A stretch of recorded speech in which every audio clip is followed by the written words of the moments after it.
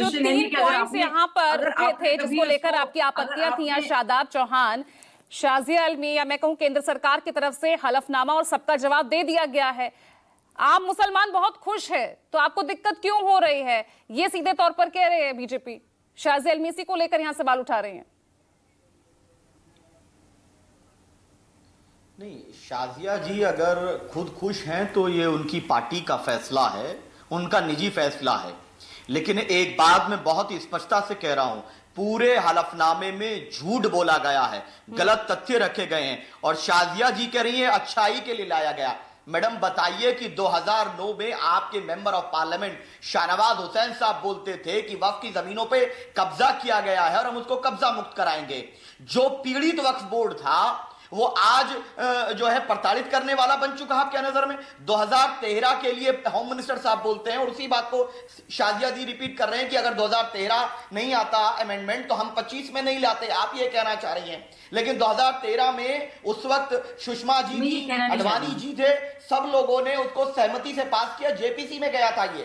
तीसरी चीज मेरी है कि आप अगर मजबूत करना चाहते थे, मुसलमानों को फायदा पहुंचाना चाहते थे, सेक्शन 2C क्या है, वो बोलता है कि अगर कोई 12 साल से वहां पर वो प्रॉपर्टी उसकी हो जाएगी तो आपने अंबानी का फायदा पहुंचा दिया आपने। तो दूसरी चीज ये है कि आप सेक्शन 3C 3D क्या है आप उसके बारे में नहीं बोलते। आपने वक्फ बाय यूजर को इसलिए निकाला है कि आपकी मंशा उस जमीन पे कब्जा करके धन्ना सेठों को है। आप बताइए कि 400 साल पुरानी जो मस्जिद है वहां पर आप कैसे उसको ऑब्जेक्शन कर सकते हैं। ASI प्रोटेक्टेड मॉन्यूमेंट वक्फ की प्रॉपर्टी नहीं रहेगा, आप कैसे डिसाइड कर सकते हैं? और एक कलेक्टर कैसे डिसाइड करेगा कि ये संपत्ति किसकी है किसकी नहीं है?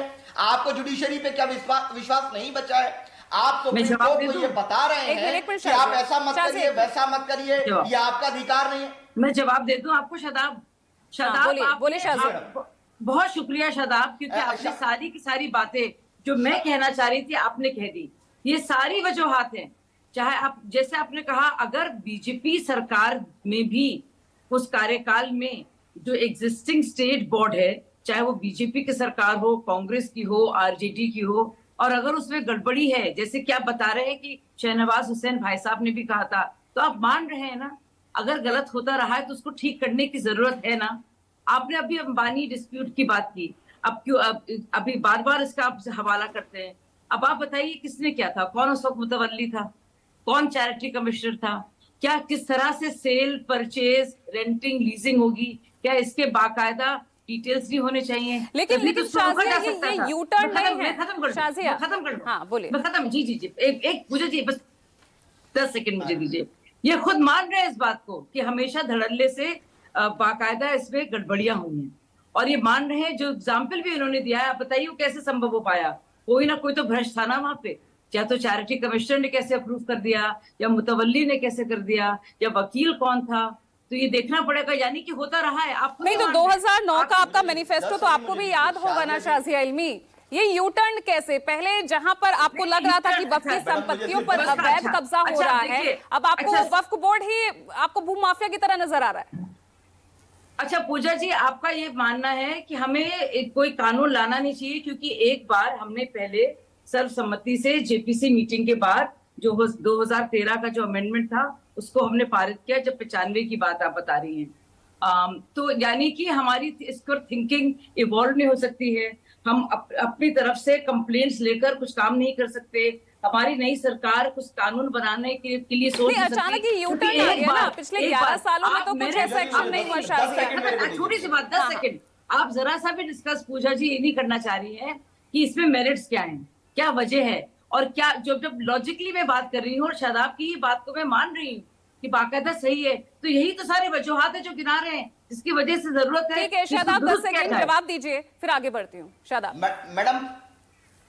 मैडम मैं 3 पॉइंट शाजिया जी से पूछना चाहता हूं। मुझे एक सेक्शन बता दीजिए, पूरे अमेंडमेंट एक्ट का एक सेक्शन बता दीजिए जिससे आप ये साबित करें इससे मुसलमानों का फायदा होगा, इससे जो वक्फ बोर्ड की संपत्ति है उसकी सुरक्षा होगी, और जिन्होंने उसमें गड़बड़ियां की हैं उसमें उन पे कार्रवाई करने जा रहे हैं। पहले अगर कोई गड़बड़ करता था